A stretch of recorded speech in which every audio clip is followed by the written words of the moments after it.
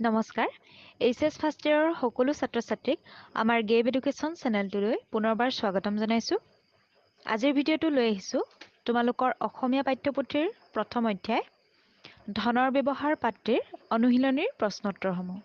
গতিকে তোমালোকে ভিডিঅ'টো শেষৰলৈকে চাই যাবা আৰু যদি এতিয়ালৈকে আমাৰ চেনেলটো ছাবস্ক্ৰাইব কৰা নাই ছাবস্ক্ৰাইব কৰি ল'বা যাতে আমি দিয়া প্ৰত্যেকটো এডুকেশ্যনেল ৰিলেটেড ভিডিঅ'ৰ আপডেট পাই থাকা।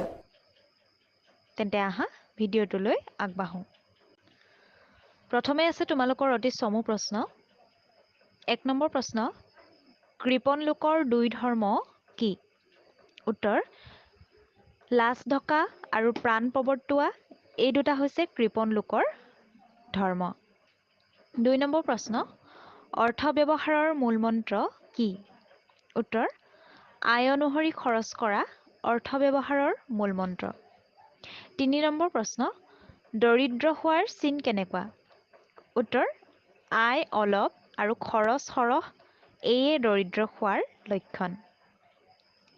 ৪ নম্বৰ প্ৰশ্নটো হৈছে মানুহৰ ঋণ কেতিয়া হয়? উত্তৰ, আৰ্জন বা উপাৰ্জনতকৈ সৰহ খৰচ কৰিলে মানুহৰ ঋণ হয়। ৫ নম্বৰ প্ৰশ্ন, কি খৰচ গুপ্ত শত্ৰুৰ নিচিনা? উত্তৰ, খুচুৰীয়া খৰচ গুপ্ত শত্ৰুৰ নিচিনা। ইয়াৰ পিছতে খ নম্বৰটো চমু প্ৰশ্ন দিয়া আছে।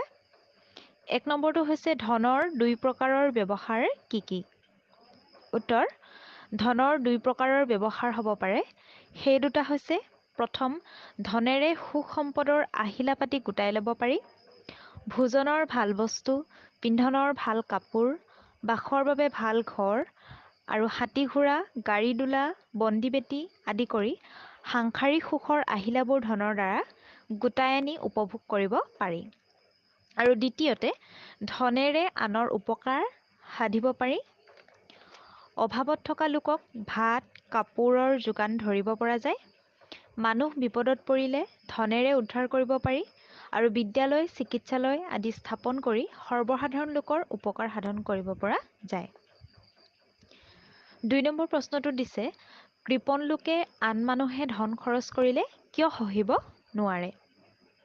উত্তৰ হ'ব, যিসকল লোকে ধন খৰচ কৰিবলৈ বেয়া পায়, নিজৰ অতি প্ৰয়োজনীয়তা ধন খৰচ নকৰে, সেইসকলক কৃপণ বুলি কোৱা হয়। কৃপণৰ বিবেচনাত ধনৰ মূল্য সৰহ, কামৰ মূল্য অলপ বা কম।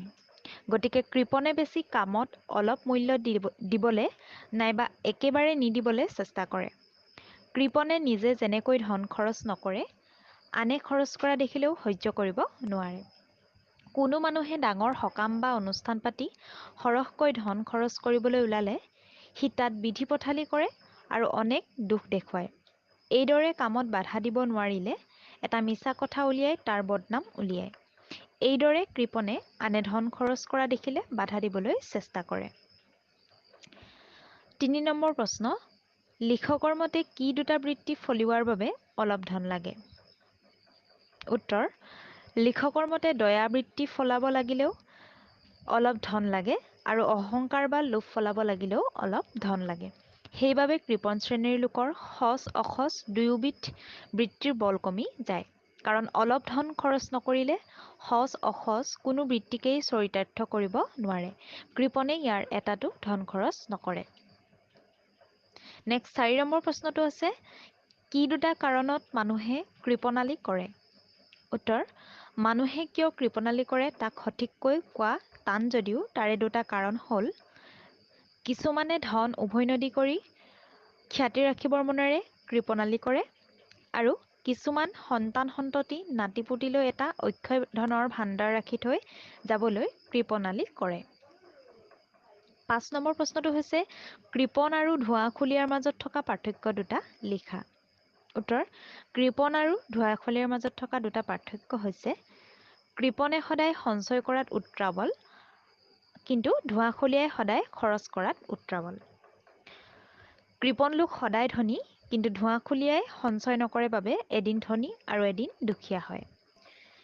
ইয়াৰ পিছতে গ নম্বৰত আছে দীঘল প্ৰশ্ন। ৪-৫ নম্বৰীয়া প্ৰশ্ন দিছে ইয়াত। ১ নম্বৰ প্ৰশ্নটো হৈছে, অশিক্ষিত মানুহে ধন খৰচ কৰাৰ কৌশল সম্পৰ্কে কেনে ধাৰণা কৰে লিখা। উত্তৰ, অশিক্ষিত চহা দুখীয়া মানুহে আনে ধুমধামকৈ খৰচ কৰা দেখিলে বিস্ময় মানে আৰু যি তেনেকৈ খৰচ কৰে তাক বৰ ডাঙৰ মানুহ বুলি বিবেচনা কৰে। খৰচ কৰাজনে ক'ৰ পৰা অনা ধন খৰচ কৰিছে তাৰ বিচাৰ এই অশিক্ষিত মানুহে নকৰে। অসৎভাৱে উপাৰ্জন কৰা ধন বা চোৰে চুৰ কৰা ধন খৰচ কৰিও এনে লোকৰ চকুত চমক লগাব পাৰে। অশিক্ষিত চহা লোকৰ মনত ধন খৰচ কৰা এটা মহৎ কাৰ্য। সিহঁতে ধনীক ঈশ্বৰ যেন দেখে, সেইবাবে ধনী লোকে তেওঁলোকৰ ওপৰত কৰা অত্যাচাৰক প্ৰতাপ বোলে, কোবামক ধেমালি বোলে আৰু ধনীৰ মাৰ কিলক আদৰ বুলি ভাবে। এইসকল লোকৰ ভাল বেয়াৰ বোধ নাই, মান অপমানৰ জ্ঞান নাই। গতিকে যিসকল লোকে এনে নিৰ্বোধ চহা দুখীয়া অশিক্ষিত লোকৰ প্ৰশংসা পাবলৈ চেষ্টা কৰে, তেনে লোক যে এওঁলোকতকৈ অতি নিৰ্বোধ তাত এক বিন্দু সন্দেহ নাই। ২ নম্বৰ প্ৰশ্নটো হৈছে অসজ বৃত্তিধাৰী কৃপণ লোকৰ জীৱন প্ৰণালী কেনেকুৱা হয় আলোচনা কৰা। উত্তৰ: যিসকল লোকে পইচা খৰচ কৰিবলৈ টান পায় সেইসকল লোকক কৃপণ লোক বোলে। কৃপণে সজ অসজ অৰ্থাৎ ভাল বেয়া কোনো এটা কামতেই ধন খৰচ কৰিবলৈ ইচ্ছা নকৰে। টকা খৰচ কৰাৰ অভাৱত কৃপণৰ সজ বৃত্তিবোৰ অৰ্থাৎ ভাল অভ্যাসবোৰৰ শক্তি কমি গ'লেও অসজ বৃত্তিবোৰ প্ৰবল ৰূপত অৰ্থাৎ শক্তিশালী ৰূপত থাকে। সেই অসজ বৃত্তিবোৰ সিহঁতে আনৰ খৰচত পূৰণ কৰিবলৈ চেষ্টা কৰে। ভাল বস্তু খাবলৈ সিহঁতৰ বৰ ইচ্ছা হয় যদিও নিজে কিনি নাখায়, আনৰ খৰচত খাবলৈ ইচ্ছা কৰে। নিজৰ ঘৰত সদায় শাক পাতেৰে খালেও আনৰ ঘৰত উপাদেয় অৰ্থাৎ ভাল বস্তু নহ'লে নাখায়। নিজৰ ঘৰত সদায় এখন আঞ্জা খালেও আনৰ ঘৰত 5খন আঞ্জা বিচাৰে। নিজৰ কামত এদিনৰ বাট খোজকাঢ়ি যাব, কিন্তু আনৰ কামত বাহন নহ'লে এখোজো নাযায়। লোকৰ ওপৰত পালে সিহঁতে ভালৰো ভাল খায়, ভালৰো ভাল পিন্ধে, কিন্তু নিজৰ খৰচত চলিব লাগিলে কম দামৰ মোটা চাউলৰ ভাত খায় আৰু সাধাৰণ কাপোৰ পিন্ধি দিন কটায়। খোৱা পিন্ধা সম্বন্ধে এই শ্ৰেণীৰ কৃপণে সদায় ডাংকোপ মৰা কথাই কয়। সিহঁতে নিজৰ ঘৰৰ আচল অৱস্থা কেতিয়াও আনক দেখাবলৈ ইচ্ছা নকৰে। সিহঁতৰ বাহিৰৰ ফাল অতি সুন্দৰ, কিন্তু ভিতৰৰ ফালে কুন্দচ অৰ্থাৎ বেয়া। ঘৰৰ ভিতৰত ঢকুৱাৰ বেৰ দি থাকি বাহিৰত বৰ চুৰিয়া পিন্ধি দেখুৱায় কৃপণে। কৃপণে নিজৰ কৃপণালী এইদৰে আনৰ পৰা ঢাকি ৰাখে। এই শ্ৰেণীৰ কৃপণে সামান্য বস্তুক বৰ ডাঙৰ বা সন্মানীয় নাম দিয়ে। ভগা জাকৈ, পালেং, ভগা কাঁহীক মাইহাং কাঁহী আৰু ফটা কাপোৰেৰে চিলোৱা ফটা কথাক নিহালি অৰ্থাৎ লেপ বুলিহে আনৰ আগত ব্যাখ্যা কৰে। অসজ বৃত্তিধাৰী অসৎ স্বভাৱৰ কৃপণৰ জীৱন প্ৰণালী এনেকুৱাই হয়। ৩ নম্বৰ প্ৰশ্নটো হৈছে মানুহে ঋণক পাপৰ লগত কিয় তুলনা কৰে লিখা। উত্তৰ: আয় চাই ব্যয় কৰিলে মানুহে কেতিয়াও বিপদত নপৰে, কিন্তু কিছুমানে আয়তকৈ বেছি খৰচ কৰে। আয়তকৈ বা আৰ্জনতকৈ বেছি খৰচ কৰিলে মানুহৰ ঋণ বা ধাৰ হয়। এই ঋণক মানুহে পাপৰ লগত তুলনা কৰে আৰু কওঁতে ঋণ পাপ বুলি কয়, কাৰণ পাপী মানুহৰ দৰে ঋণী বা ধৰুৱা মানুহেও বহুত লাঞ্ছনা ভোগ কৰিবলগীয়া হয়। ঋণী মানুহে সমাজৰ গৰিহণা খায়, মান মৰ্যাদা হেৰুৱায় আৰু ঋণ পৰিশোধ কৰিব নোৱাৰি সিহঁতৰ মনৰ সুশান্তি নোহোৱা হয়। ব্যাধি বা বেমাৰৰ লগত বহুতো মিল আছে কাৰণে ঋণক ব্যাধিৰ লগত তুলনা কৰা হয়। ব্যাধি বা বেমাৰ আজাৰে মানুহৰ শাৰীৰিক অৱস্থা ক্ষয় কৰে। ঋণে মানুহৰ অৰ্থনৈতিক অৱস্থা ক্ষয় কৰে। বেমাৰ এবাৰ হ'লে গুচাবলৈ টান, ঠিক তেনেদৰে ঋণো এবাৰ ল'লে এৰিবলৈ টান। ব্যাধি লাহে লাহে বাঢ়ি যোৱাৰ দৰে ঋণো অনুক্ৰমে বাঢ়ি যায়। ব্যাধি থাকিলে মানুহৰ শৰীৰৰ উন্নতি নহয়, ঋণ থাকিলেও মানুহৰ অৰ্থনৈতিক অৱস্থাৰ উন্নতি নহয়। এইবোৰ কাৰণতে মানুহে ঋণক পাপৰ লগত তুলনা কৰে, সেইবাবে পৰাপক্ষত মানুহে ঋণ ল'ব নালাগে। ৪ নম্বৰ প্ৰশ্নটো হৈছে লিখকৰ দৃষ্টিত ধৰা পৰা কৃপণ লোকৰ সংজ্ঞা সম্বন্ধে আলোচনা কৰা। উত্তৰ: ধনৰ ব্যৱহাৰ পাঠটোত লেখক সত্যনাথ বৰাই কৃপণ লোকৰ বিষয়ে আলোচনা কৰিছে। কি কাৰণেনো এক শ্ৰেণীৰ লোকে কৃপণালী কৰে সেই বিষয়ে তেখেতে আলোচনা কৰিছে। কৃপণে কৰা কৃপণালীৰ কেইটামান কাৰণো তেখেতে দেখুৱাইছে। মানুহে সুশান্তিত জীৱন কটাবলৈ কষ্ট কৰি ধন উপাৰ্জন কৰে। ধন খৰচ কৰি মানুহে ভালকে খাই বৈ পিন্ধি উৰি সুস্থ সবল হৈ থাকিব পাৰে। এই ধন হৈছে মানুহৰ সুখৰ আধাৰ। ধনৰ উচিত ব্যৱহাৰ নাজানিলে সুফল ফলাব নোৱাৰি।